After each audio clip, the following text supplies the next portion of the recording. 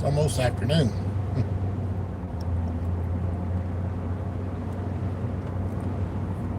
Welcome to another episode of Whalen Enterprises Live. On my way out to job site, going to check on the progress, see how things are going.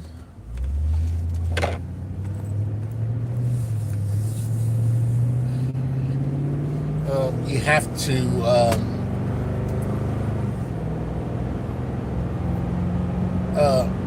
when you're doing stuff like this, you got to be present. Okay, guys, you have to show your face on the job site. Make sure that everything is being done safely and properly to the best of your ability.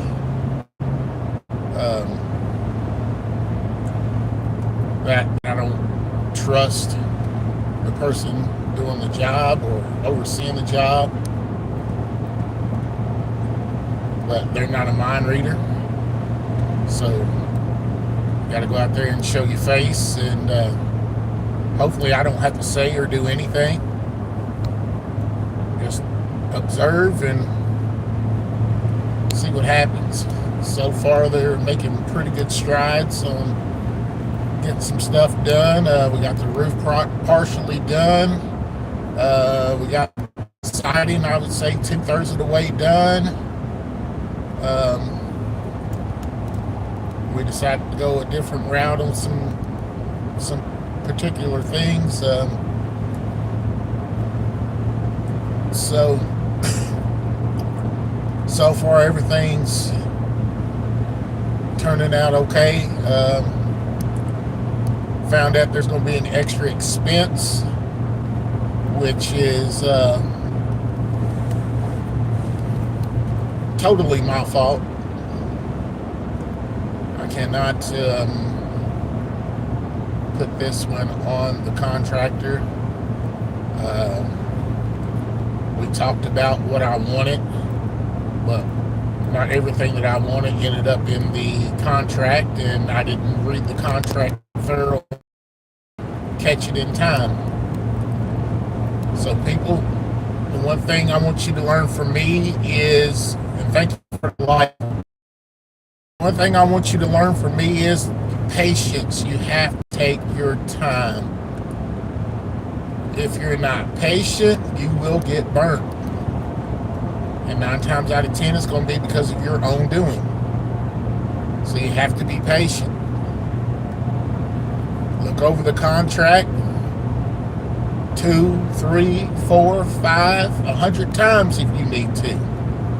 I know the contractor is anxious to get their money and anxious to get to work and move on to the next job. But at the end of the day, it's your money that they're asking for. So you have to be thorough. One thing I didn't do that I should have done is I should have sent this contract over to my legal department, let them look it over. But my impatience and my willingness to hurry up and get this job started has costed me close to $3,000 extra. So that's a lesson that my father used to say, "You bought you a lesson." That's a lesson I bought.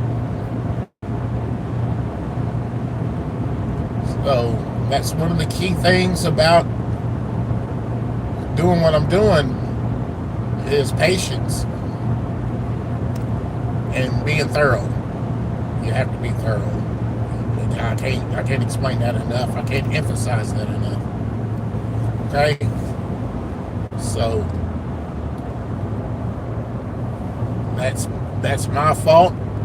I chalk that up to my inexperience and my impatience.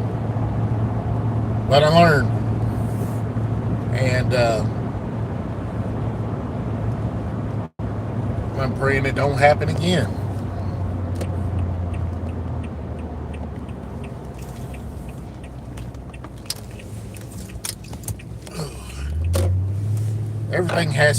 Everything's got a place Everything has to be done in an orderly fashion.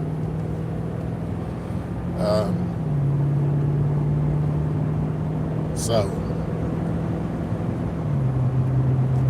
and actually, it's probably going to cost me more than that. Because there was two key elements in the contract that I did not pick up on when I read it.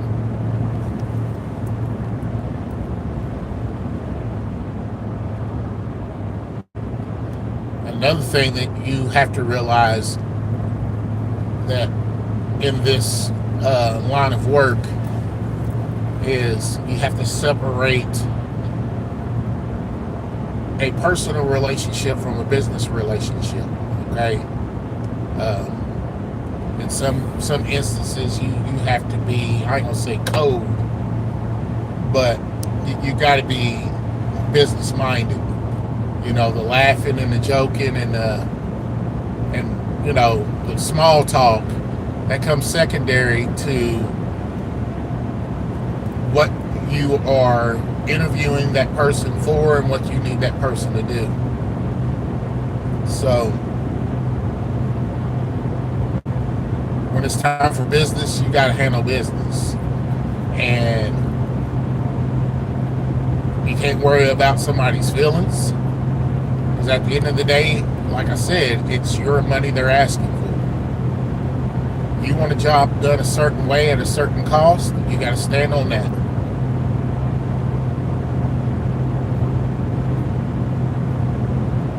So I know somebody told me one time, thank you for the light.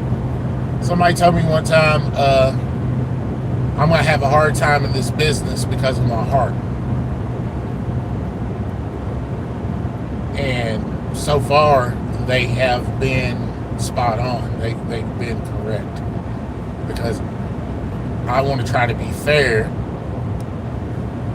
And sometimes you deal with people who don't give a damn about being fair. They care about what's going on with them. And I mean, at the end of the day, rightfully so. I mean, they got a family to feed, or they got to eat, or they got goals and aspirations. So, you know, you got to respect that. And but they also got to respect your goals and aspirations. And when you can't come to an agreement, you just got to move on. It's one thing that I got to realize too, is that there is always an alternative.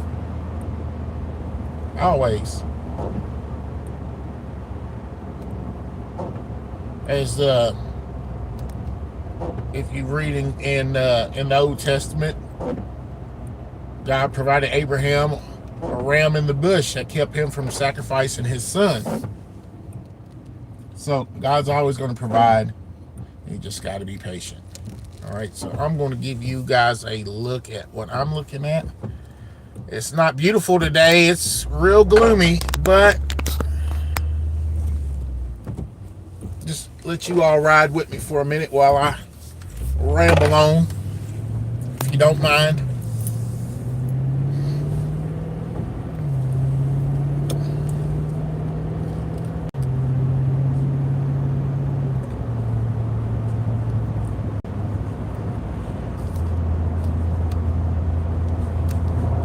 And another thing that my wife has taught me is you're not being mean when you are paying for a service and you expect that service.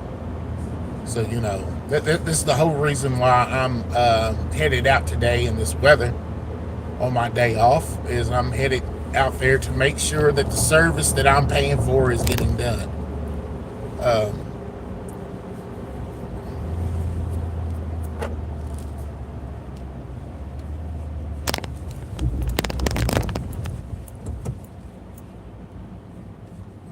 Goodness gracious.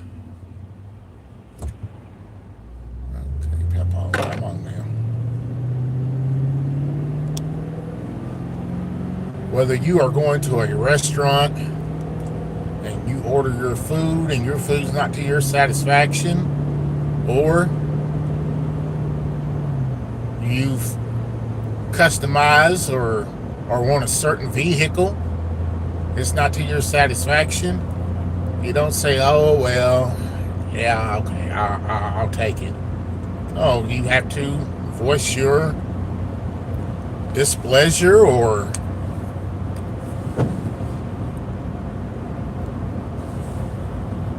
your disappointment. You have to. People don't know. They're not mind readers. People are not going to know not unless you tell them. All right. I had to learn that the hard way also.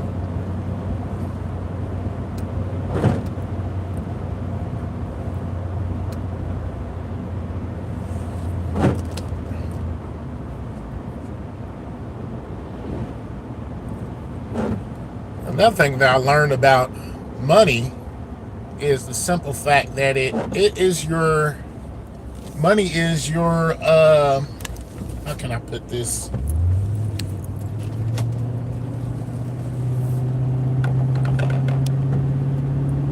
Money is basically your time in currency form. Thank you for the like.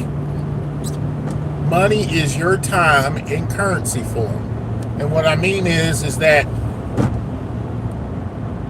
you, whether you're a business owner or you have a career or you just go into a job, you're trading your time for that currency. So you're able to buy things, all right?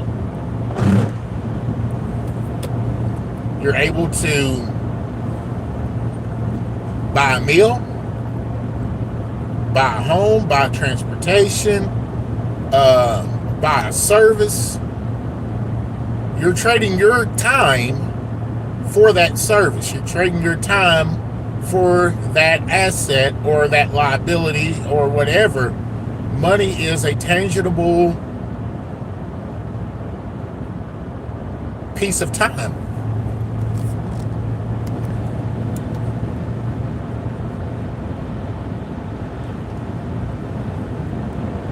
I mean, it doesn't matter what you get paid an hour. That's what you're telling your employer that your time is worth to you.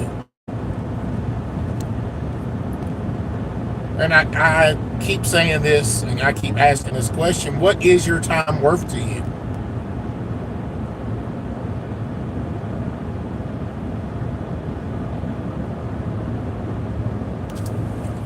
Do you have an idea?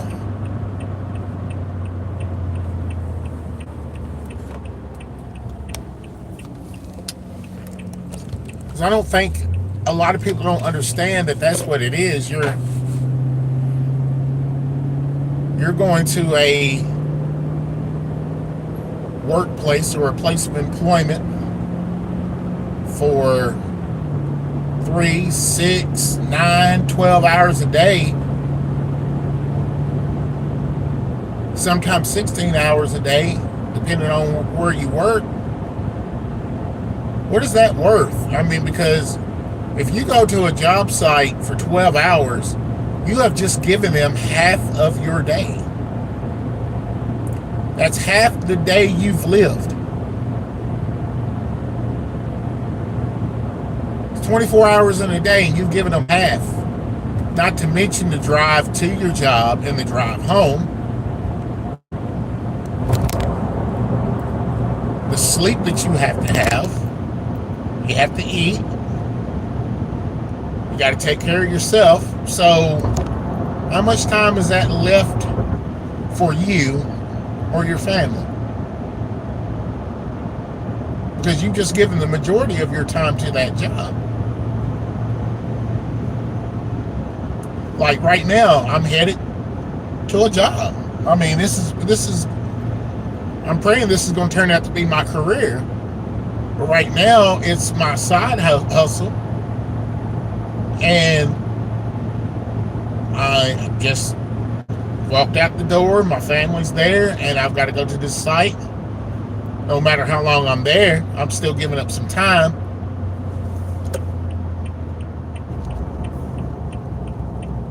And I figured up the numbers. And this is how much my time is worth. to do this particular job. So when I talk about the contract, me not looking over the contract, me not being patient enough to see the fine details of the contract, I'm just giving away some of my time, uh, not looking over the contract the way that I should have, because it's going to cost me some money, some extra money that I wasn't planning on spending, and that money is time.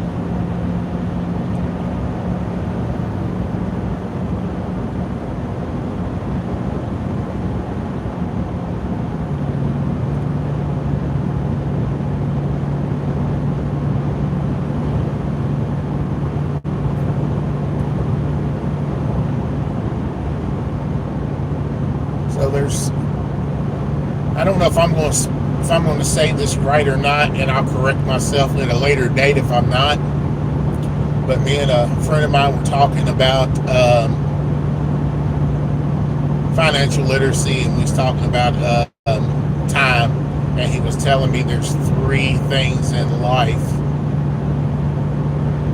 that you need: time, money, and a way to get money. And you got to have 2 to get the 3rd. Okay? So you got to have time and a job to get money.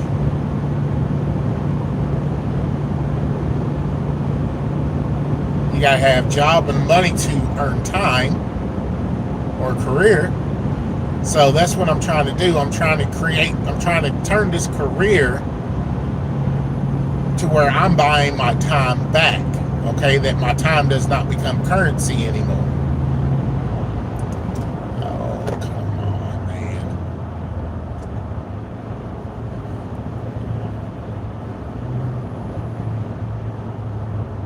Are you serious right now?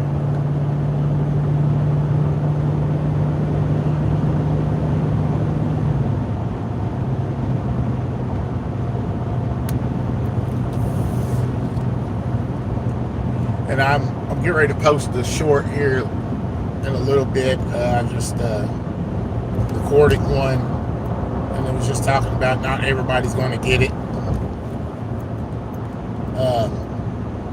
And this is an absolute fact. Not everybody's going to get it. I don't care what it is. I don't care what you're trying to explain. Not everybody's going to jump on board, or they'll be able to understand what you are trying to explain. I can remember being a child and my mom and dad was trying to explain to us certain things in life. And I remember my dad was like, I can talk to you until I'm blue in the face, but it's up to you to listen. It's up to you to comprehend. Some people don't have the capacity to comprehend, and some people just don't want to comprehend. There are certain people who are locked in on their wants and their desires, that they will not open their mind to the possibility that there are certain sacrifices that they have to make to achieve their goals. And I mean, we're looking at a world right now where everyone has their hands stuck out, but nobody really wants to go out and do anything.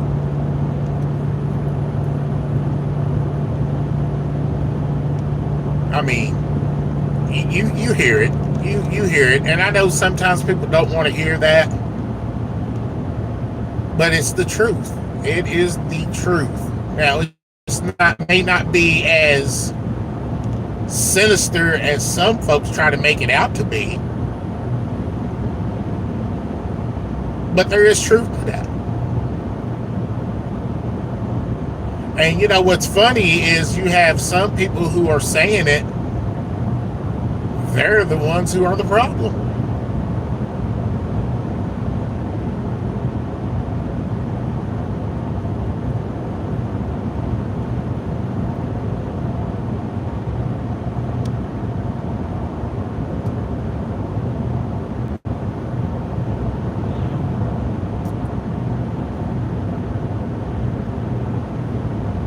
It is, it's very, how can I, perplexing to me to witness the hypocrisy in the world right now. And like I said, I'm not going to get into that too much, but as running this business has opened my eyes to quite a few things. I was in it, well, how can I put this? I didn't, when I went to work every day, my only concern, I have enough job to where they keep giving me a check. And that check was going to pay my bills and hopefully give me the opportunity to have a little bit of fun and enjoy life. Okay? That's where I was at in life. I was going to work until I die, or until I can get Social Security or disability or whatever the case may be. But I knew I'm going to work at a factory until I die. That was the. And then when I came to the current factory that I'm at, they offered a pension. That was 15 years ago. I was like, oh yeah, I'm definitely going to retire from here. I'm at 65. I get a pension. I'm going to have them. They're going to pay me in my golden years. They're going to stay loyal, and that's their way of thanking me for giving them my life, because that's essentially what I'm doing.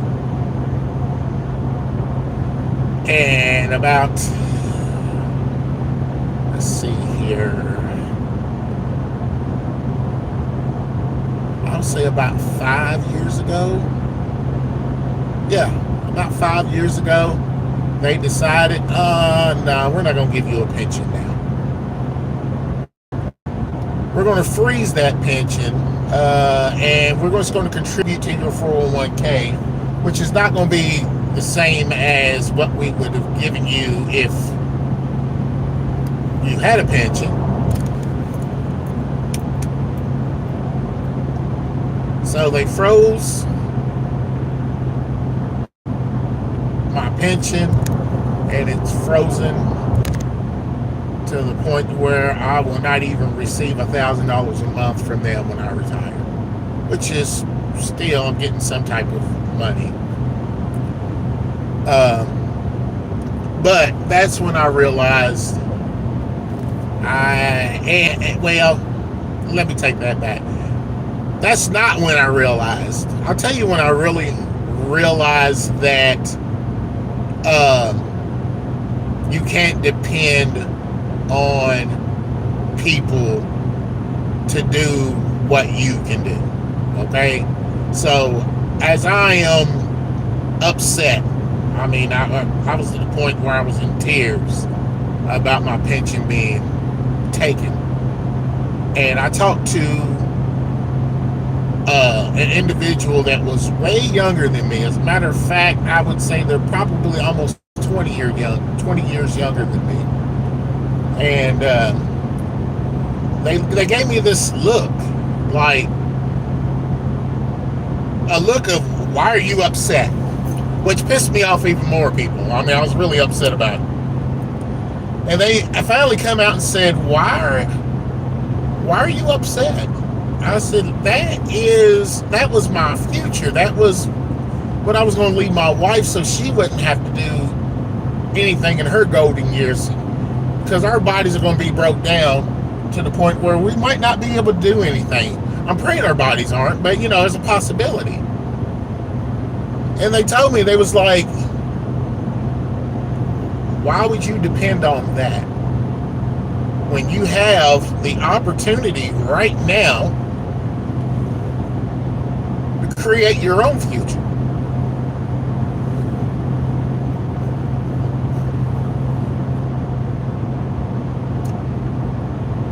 That was the first time that I was introduced to financial literacy from a baby. That's crazy. From a person who had just not too long got out of college, but they were able to teach this old dog something. They introduced me to financial literacy. I didn't know the word for it then, but that's what I do now. And that's what they introduced me to was I am the creator of my own future. I have to put my trust and patience in the Lord, and I have to get over my fear of failure, and I just got to do what I'm supposed to do, okay? What I'm destined to do.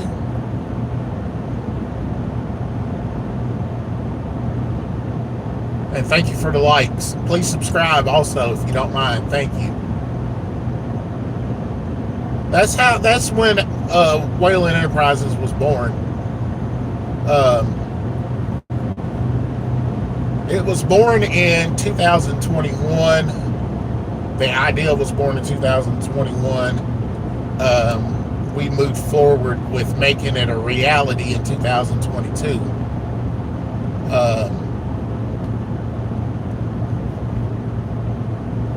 And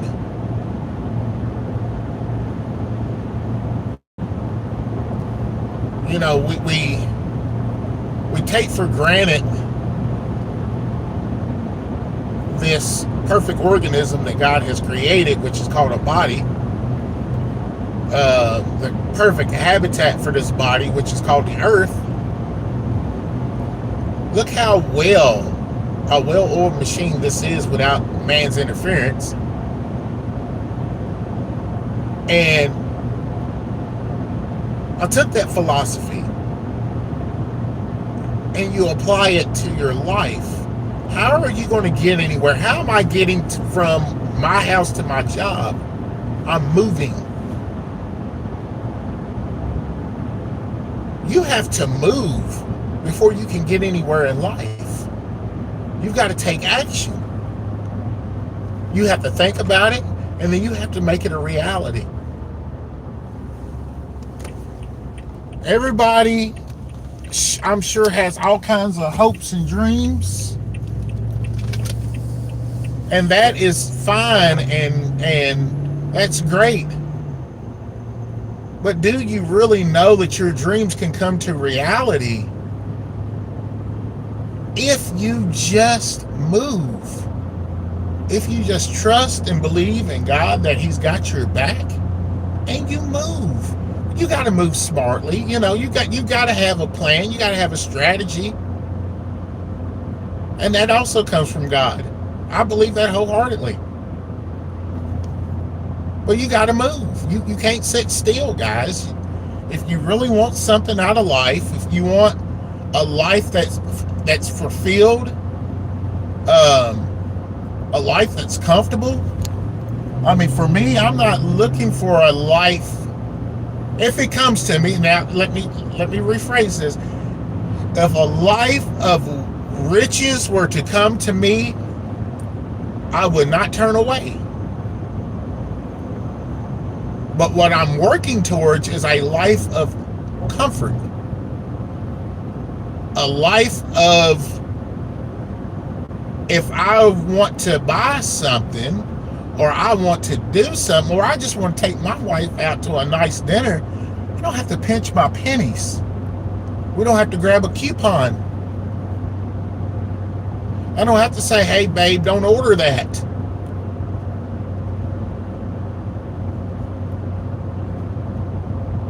And that can happen. You don't have to be rich for that to happen, you all. That can happen. Another lesson that I got as far as financial literacy goes is you sit down, you figure out what are your main expenses.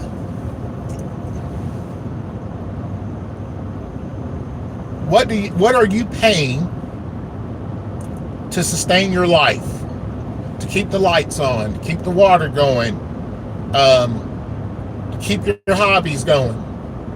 What are you paying to put food on the table, put gas in your car, to make the car note? You sit down, you add all that up. Now, let's just say, for instance, that's $1,500 a month. All right, so you got $1,500 a month that you need to come up with to pay your bills. So what can I do?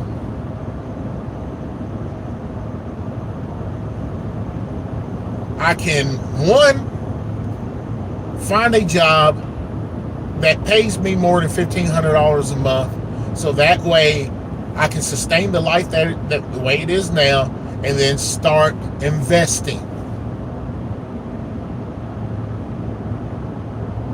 Or two, I can create a job for myself or create a career, because I don't want to create a job, I want to create a career, okay? But it's going to start out as a job.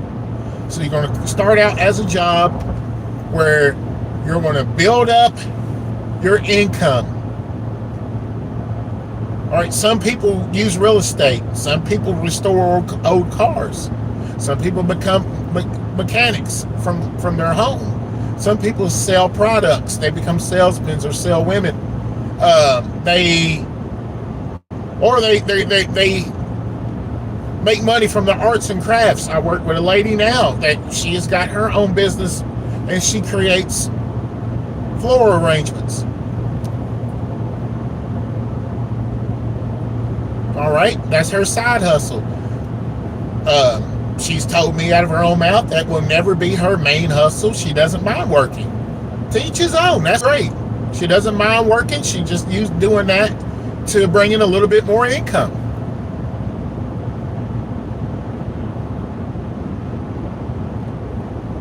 But there's so many different ways that you can do it without stressing out. That can take the stress away. There it is, right there. I want to be able to remove the stress of worrying about finances. Of course, you're going to have other worries, and I'm still working on turning those over to the Lord and letting Him deal with it, letting Him give me the knowledge to deal with it.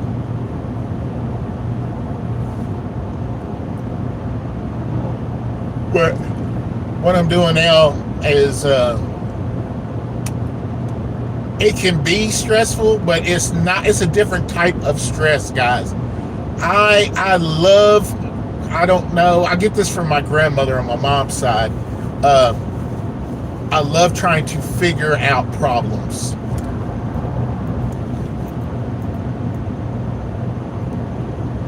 A problem solver, if you will.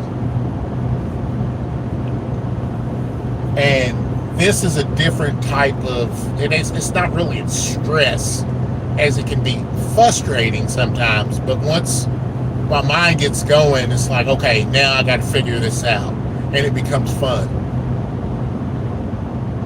I mean, like I told you all, I didn't read the contract the way I should have. I was frustrated with myself, but now I have a problem that I have to solve and mitigate and try to eliminate certain costs to come in under budget. And believe me, I have figured out certain things, certain ways. God has given me strategy. I'm gonna try to stay on task, on topic. If I can get people to cooperate, this can happen.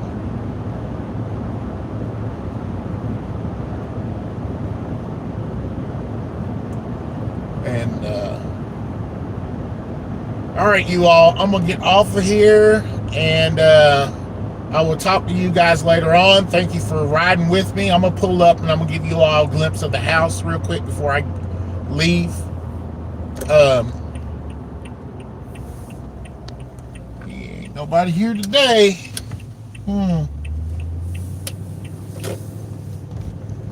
Maybe they're at lunch.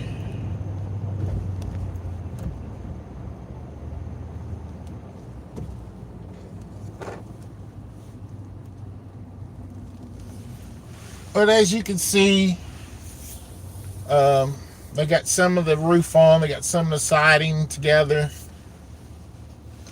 Here. I'll tell you what I am going to do. I don't even know if they've been out here or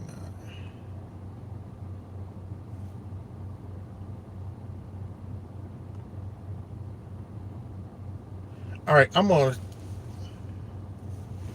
get off of here and I'm gonna do a recording, and I'm gonna post this recording. But thank you guys for joining me.